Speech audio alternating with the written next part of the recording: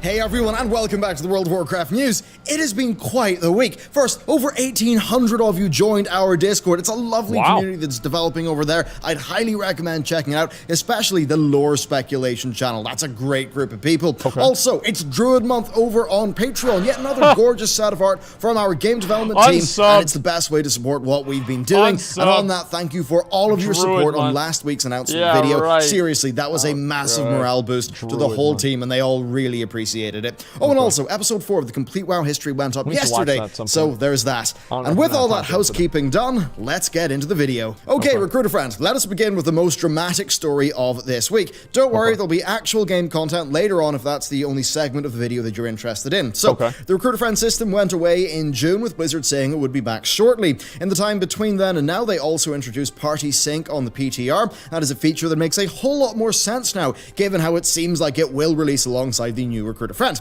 Now, I did say this was a dramatic story, and I think it's dramatic for a decent enough reason here. Recruit a Friend has always had rewards, yes, and that's ranged from mounts to pets to game time. That is continuing, but I think Blizzard have been just a little tad dastardly with the particular rewards that they've chosen. So, you know the League of Explorers from Hearthstone? Well, it's basically all themed around that aesthetic, which, if you think about it, a lot of people have played Hearthstone who have not played WoW, so that would be an aesthetic they would be kind of aware of. But anyway, first, an explanation of this system before we deconstruct it. You can recruit new players or just people who have not purchased game time in their account over the last 2 years. Now, given how Classic just drove a massive uptick in subscriptions, I suspect that fewer accounts would be eligible for that now than it would have been a while ago, and you could tinfoil hat and say that, well, maybe they want that so they get all of those accounts to subscribe, and then people to get the cosmetics just do it on a dummy account. You kind of could sort of tinfoil that, but let's move on. Anyhow, of course you can do that. Anybody can obviously do that. There's, it's the same thing as like back in the day, whenever you'd have like a kid, for me, right? I had a Game Boy and then I got a Game Boy Color. And because none of my other friends had a Game Boy, I had to connect my 2 Game Boys together in order to trade myself Pokemon, in order to evolve them, because nobody else would trade with me. So it's like, this is the same thing, right? It's basically, yeah, it's pretty much the exact same thing. With Old Recruiter Friend, you can teleport to each other and get a 50% experience boost while leveling. There are then, of course, rewards for the person who does the recruiting. And this is where things are a little bit different, actually, and it's where you can really see the money-making potential of Blizzard's new setup here. So, for every month of game time that you drive into World of Warcraft, you get rewards, with the first 12 months having a set group of rewards, and you then just getting game time every 3 months after that. Now, the thing is that can be 12 months from 1 friend, 6 months from 2 friends, and so on. And you can earn those rewards faster the more people that you recruit to the game. So 1 friend adding multiple months of game time would be the same as multiple friends adding 1 month. And this basically means the new rewards are, yeah, they kind of are. So if you sign up for our Juice program and you recruit 3 of your friends, then you have 3 of your friends underneath you recruit 3 of their friends, then you're making money not only off of the 3 of your friends that you recruited, but the 9 people under them that they recruited. So you just keep making more and more and more money, right? This is exactly how it works, okay? And, you know, the new system obviously is called Recruiter Friend. Or cosmetic microtransactions, because you, a player, can just drop a year of game time instantly on a fresh account that you recruit, and you can just get all of the cosmetics instantly. So doing that will give you... Think about that, guys. You can literally get all of the cosmetics for the low price of $200. It only costs $200 for you to get all the cosmetics. That's it. Pretty good. All the rewards plus 4 game time rewards. Now, assuming that each one of those game time rewards is 30 days, you'll basically be paying 8 months of game time in order to get all the cosmetics. That's $120. So let's look at the rewards themselves. Month 1 gives you a monkey pet, month 2 gives you game time, 3 gives you a nifty looking camel mount, and 4 gives you the Renowned Explorer title. Incredible. Month 5 gives you game time, while month 6 gives you a weapon enchant transmog. Then month 7 gives you the Renowned Explorer's tabard, while 8 gives you game time. Amazing. 9 gives you a desert themed dual seater plane. 10 then gives you a rucksack back slot cosmetic. 11 gives you game time, and then 12 gives you the Renowned Explorer's attire. God damn. That's what, 2 mounts, a tabard, a pet, an enchant effect transmog, a rucksack, a title, and a transmog ensemble, all for $120. Well, the thing is, mounts cost $25 in the store, and there's 2 of them, so that's $50 of value. Then the Mog helms, when they were sold, I think they cost $15. Pets cost $15. So if the backpack was sort of an equal value to one of the old helms, and the pet was also $15, and maybe the tabard and the enchant were, say, $10 each, that's about $100 of value, maybe $120. So they basically are actually $0 of value, because you don't own the items and they're cosmetic in a video game. So it's actually $0 of value. Let's just keep that all in mind. You're not getting $100 worth of value. You're getting $0 worth of value. And also, by the way, it's actually not even $0. It's negative value, because the money that you're fucking spending is the item you're spending on items that they said that they were gonna fucking make with your money that you gave them in the first place. It's like, imagine paying somebody. It's like you pay somebody to make your food, and then they make the food, and then they're like, well, now pay me again for me to give it to you. That's pretty much what's happening. Priced in terms of current game store items. Now, the 2 mounts come from 3 and 6 months, with there being 3-month rewards or game time rewards during that period, meaning they basically cost 6 months of sub. So that's what, $90 for 2 mounts, a pet, and like a tabard.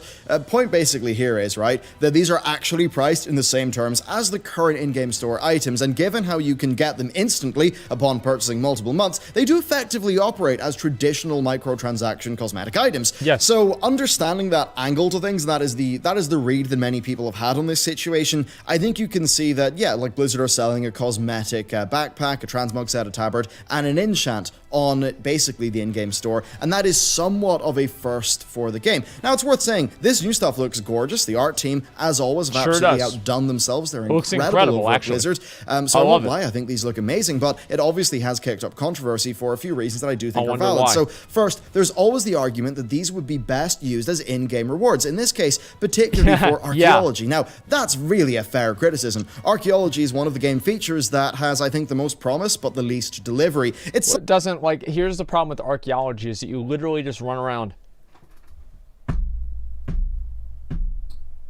And then there's the arrow. Go over that way.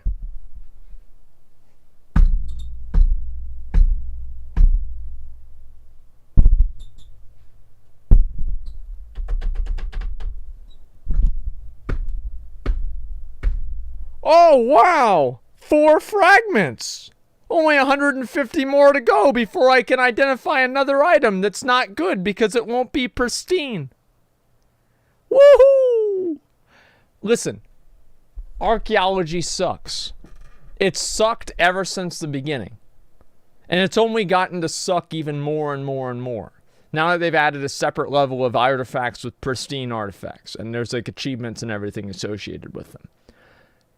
I don't think they should make these archaeology rewards. Why do I think they shouldn't make them archaeology rewards? Is because archaeology is not fun. Archaeology is not compelling or good content. They should wait until the items make sense to bring into the game, and they should do that then. It is not fun. It's not compelling content. It's bad content. It's boring. It's repetitive. It's random. It's not fun. Something that's tremendously sad given the rich history of Azeroth and how much fun that could be. It's always felt like a bit of an abandoned profession, probably, more so now than ever, given that these are the perfect rewards for archaeology. So that's a fair criticism. Then next, we've got a new type of cosmetic, one that's never been seen in the game before. The backpack is awesome. Backpacks, right? One of these rewards is a backpack. It looks really cool. Even just the novelty of actually wearing a backpack is, well, it's oddly exciting. But the thing is, well, it's the first backpack to ever be put in the game, and rather than be from playing the game, it is a cosmetic microtransaction, which I do believe leaves a bad taste in one's mouth. I mean, it certainly does. Yeah, and that tastes of shit because Blizzard just shit in your mouth by basically making you pay extra money. Now, the recruiter friend thing, I think that this is in a way for the greater good, right? And I want to kind of have like 2 perspectives on this. Is that recruiting new people to the game should be beneficial for the player. But I don't think that the beneficial nature of Recruiter Friend necessarily has to come at the cost of the exclusivity of cool items in the game. There's no law that says that there has to be mounts and pets that are exclusive to the store or exclusive to these different promotional programs for Blizzard to make. The only thing that I think they should do is they should give you more game time. They should give you a level up bonus or something like that. But whenever you get into cosmetic rewards that are exclusively available through this system, then I think that you run the risk into basically moving towards a system where you are basically creating these new systems into the game with the microtransaction-esque rewards in mind. And then now the systems are being, like, the rewards are being put into the game, and the systems are being put into the game to basically be a structure around the rewards to get people to pay money. And whenever you design things from that backward perspective, then I think you're just going to have something terrible. And I think that's what's happened. This recruiter friend thing, like, I'm probably going to get all the items, right? I mean, of course I will. Why wouldn't I get all the items? But at the same time, it's really disappointing that Blizzard feels like they have to do this in order to get more people into playing the game. It really, really sucks. Show where Blizzard's priorities are in this one, given that somebody can just drop a year of subscription at once to instantly get this. What a surprise. Really, I think the core of why this stings for people is that it's a unique and desirable reward. And this is by far the best kind of adventure, Indiana Jones-like set of cosmetics in the game, and it's only available through Recruit a Friend, which does involve money being turned over. Ultimately, cosmetic microtransactions do have to be desirable in order for Blizzard to make money selling them. That's right. So this stuff is going to continue. I just wish Blizz had a bit more. That's exactly why they made the first backpack in the store. That's exactly why. I mean, if they just made a random fucking tabard that didn't even look good, less people would do this. The cooler the item, the more people are going to buy it. That's why they do things like this.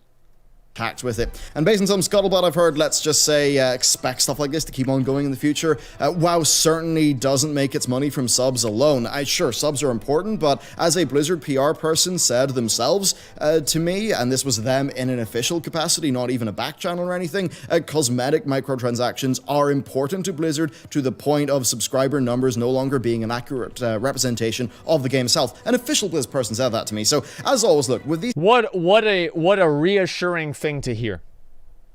You know, as somebody who is very concerned about the health of the game, a very reassuring thing to hear is the fact that they no longer count the amount of people who are actively playing the game to be representative of how many people enjoy the game or the game's success.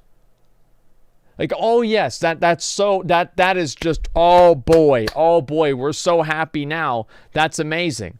I cannot fucking believe it. I don't care about sub numbers because we can get more money from people buying cosmetics. You're exactly right. I think they're just catering towards the Asian market. It's like what that guy said in the Destiny clip. There's all these people in the Asian market that are doing this kind of stuff, and it's just going to keep going this way too. Who cares about how many people play? We only care about how those that pay. That's right. That's exactly right.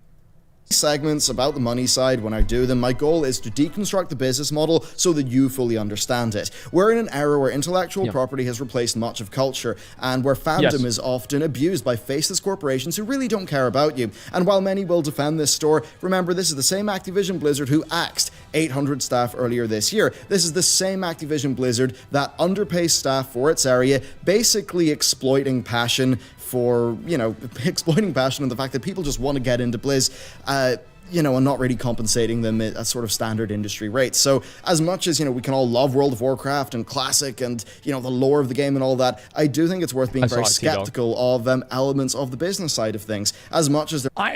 So I feel like the layoffs, right? It was bad because, people like Yethesons and, other, friends of ours, right, got let go. But I don't know. I think companies also should have I don't know what word is for it, the authority or the autonomy to decide that they want to restructure the company in a certain way. And if they feel like all those people are redundant, then obviously they have every right to get rid of them. It's just disappointing, I think, for a lot of people, because the people that they got rid of were the most front-facing and forward-facing figures of the company. They're not fun to talk about, they're not comfortable to talk about sometimes. I do think they are a very important topic.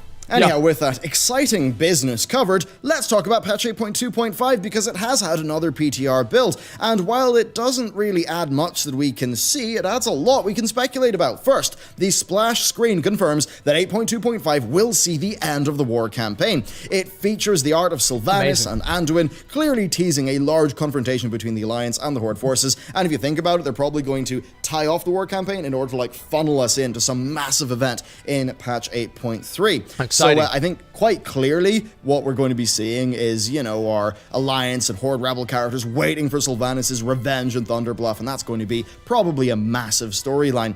Now, the only other bit of information that we have is WoW had data mined what looks to be a Durotar Warfront, and that Saurfang has loads of scene scripts, and that indicates that he'll be in a lot of the in-game cutscenes. I bet he's going to die.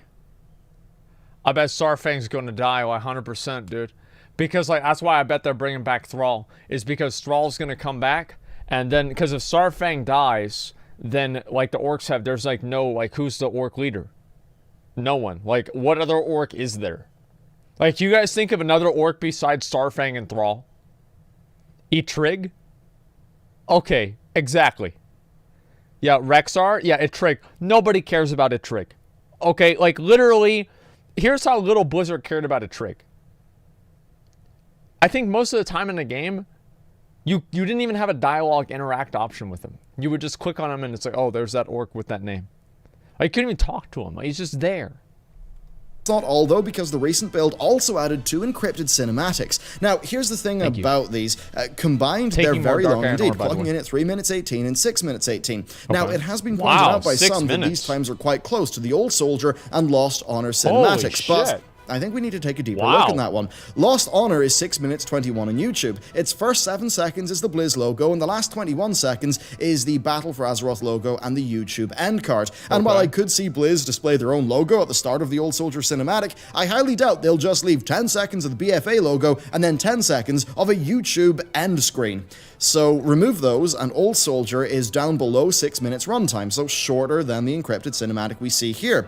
The same goes for Lost Honor, which is 3 minutes 18, just like one of the encrypted videos, but 18 of those seconds are the BFA logo and text saying worldofwarcraft.com. That is not something Blizzard would leave in the in-game version of the cinematic, so I think these are actually real. Plus, why bother encrypting 2 cinematics we've already seen, and on top of that, why not also include the 3rd cinematic in that series, Safe Haven? So I think it's fairly clear that these are 2 new cinematics that will round off the war campaign. I think it can happen in 2 ways. I think maybe... I will be so happy if they actually bring out a fucking full-feature cinematic like this one to wrap up the expansion. I was so upset that they didn't make a longer cinematic at the end of Legion. Like, this is like, with fucking Sargeras, dude. With fucking Sargeras, dude. I mean, think about how big of a deal that is. Like, this is the end of the Burning Crusade, the biggest fucking expansion that's been going on for 10 goddamn motherfucking years, and then they finally just like, what? And then they just pull him away, and that's it. He stabs the fucking earth. Who cares? Like, okay, that's good. But, like, don't you think they should maybe talk to the guy and be like, hey, man, it's done. Like, you know, thanks for the content, but we're going to put you in jail now for a while, and Illidan's going to be here for some unforeseen reason, and that's pretty much it. You know, and like, if they had done a cinematic for the end of Argus, and it had been like a 6-minute or 10-minute cinematic, with like the Blizzard quality for like the cinematic quality, I think that would have been fair. Because, like, that was the big story. Like, that was even bigger than the Lich King in a way, right? The Burning Crusade. That was the big fucking story of the entire game. Like, they should have wrapped it up with a massive cinematic. That's $10 million. Well, you know what? They should have spent it because it means that much. It's that important. It's the biggest story of the fucking game. It is the culmination of like over 10 years of storyline. 10 years. They can afford to make a 10-minute cinematic. One of these will be the launch cinematic for the patch, and the other one could be the finale of the war campaign, or it could be an Alliance and a Horde cinematic for the same event, presumably with the Horde one being a little bit longer because, well, I'm sure they'll have a spicy situation at the end. Whatever it is, though, I think it's Horde aren't as smart, right? So they have to...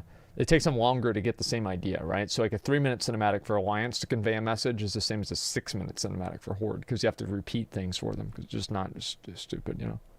abundantly clear that Blizz are going to end the war campaign with a bang. true. I think it'll be absolutely massive. That Yeah, I last think so. cinematic, I think it's going to be one of the most important in-game cinematics we've seen in quite some time. I It's hope going to so. set up 8.3, and I also think Blizzard are doing this whole thing knowing that their timelines are aligning such that this will drop like just before BlizzCon, which means they'll enter BlizzCon with a lot of hype for that story, and Yeah. they'll be able to do their massive patch reveal for 8.3 I certainly hope at so. BlizzCon, which could be a pretty exciting thing. Now, indeed, if that Shadowlands leak that we covered a while ago is Yep. true, then yeah, it would take a cinematic like that to set things up, showing, you know, the battle for Thunderbluff and then Sylvanas taking Stormwind. And I mean, sure, Stormwind being taken wouldn't make sense in in-game sort of sense for a while, but hey, that didn't stop them with the Siege of Orgrimmar, so I doubt it's going to stop them this time. No doubt, though, I think it's going to be pretty large, I think quite controversial, as most BFA plot developments have been, but it certainly will give us a lot to talk and speculate about. And then finally, for today's bit of news, Blizzard have added a new UI element called Show Final Destination. And no, it's not a horror movie tie-in, it's a button that brings you to a quest's final marker on your map, allowing you to more easily navigate around the in-game map. So there you go, that is the World of Warcraft news for this week. It's a sort of interesting one because patch 8.2.5, like, hit the PTR, had a bunch of updates, we were able to do our fun Rathian video, and then it was just silent. Silent to the point where whenever they were doing WoW Classic stress I'm pretty tests, sure we never watched the that PTR one. servers would go down. And believe me, that interrupted a lot of our video making.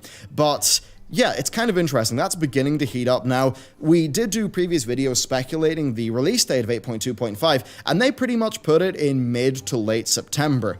Now, like, it is actually possible that could still be the case. We may see it pushed to early October. Nothing here has been marked as a release candidate yet, so I think we're at least 2 weeks off. So We'll yeah, see we're what at happens. least like late September. Could be early They're probably October. gonna- Now, yeah. if you have that patch coming out in early October, that's when you get your big sort of hype lore, and then that leads you pretty much naturally into BlizzCon. And I'd say we would see, you know, the BlizzCon Friday reveal of 8.3, and then maybe that Monday or Tuesday. I think that's when we'd see it on the PTR. You'd then have that That's what makes PTR sense. begin in early November. That's exactly and what makes then, sense. you know, what, 2 months sort of, yeah, so from November to December, and then maybe a release in very early January. I think that's my current prediction for just how Battle for Azeroth is going to go over the next while. Of course, though, let me know what you think, and why not, instead of letting me know what you think down in these video comments, do it on our shiny new Discord, which is a very fun place to hang out, especially if you want to get that delicious lore speculation. I mean, there's times I wake up, I look at my phone, I just see Discord 75 plus missed messages, 3. Yeah, I have that in about 800 different fucking things. Let me just look at here, okay? So, as someone on Reddit once said, the recruiter friend rewards are desert themed because it's a huge pyramid scheme.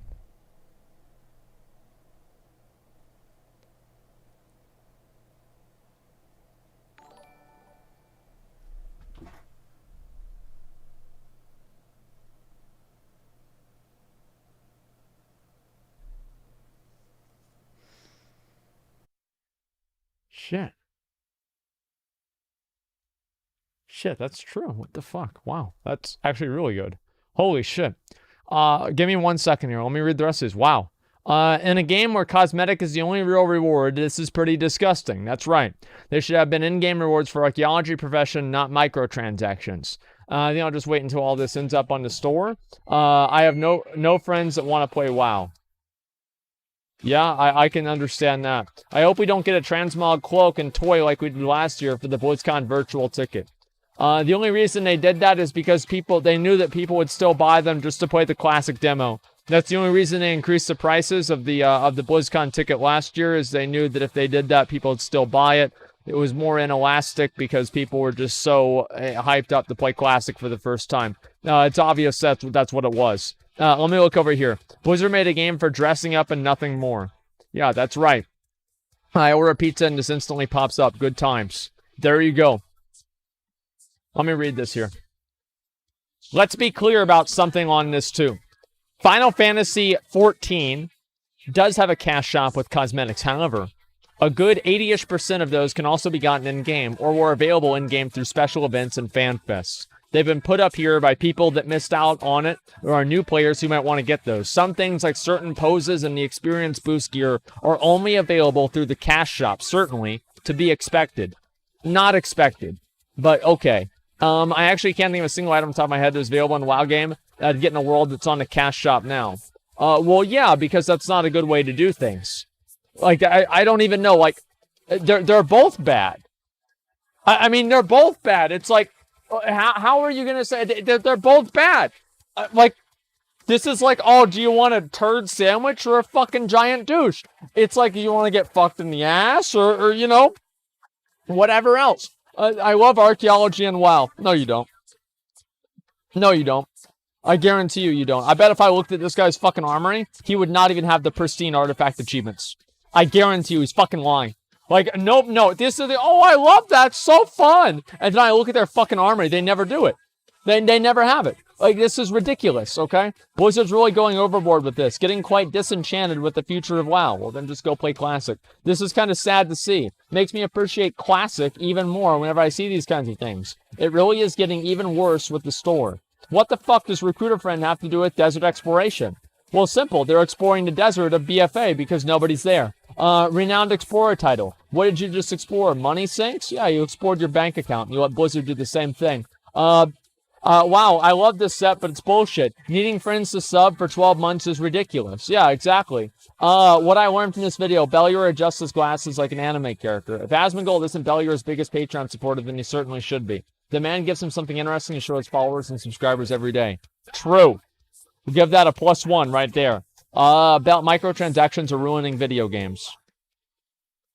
They aren't... I like this one, dude. They aren't even micro anymore. Like, what do you call a $100 backpack in a video game? Besides Fallout 76. That's a macro transaction. That's not a whale. That's not even a whale transaction. That is a that's a super whale transaction. Okay, that is a super whale transaction. It's bad. And macro trans. You know what we should call that? I actually really. Why don't we do that? Why don't we start this?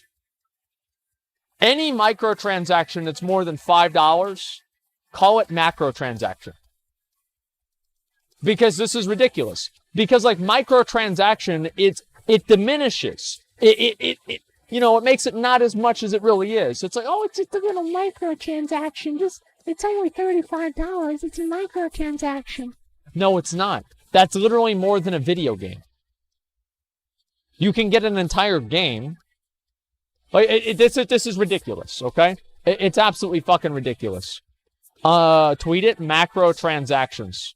Yeah, macro transactions. Keep that in mind. Imagine dropping $120 on cosmetics in a game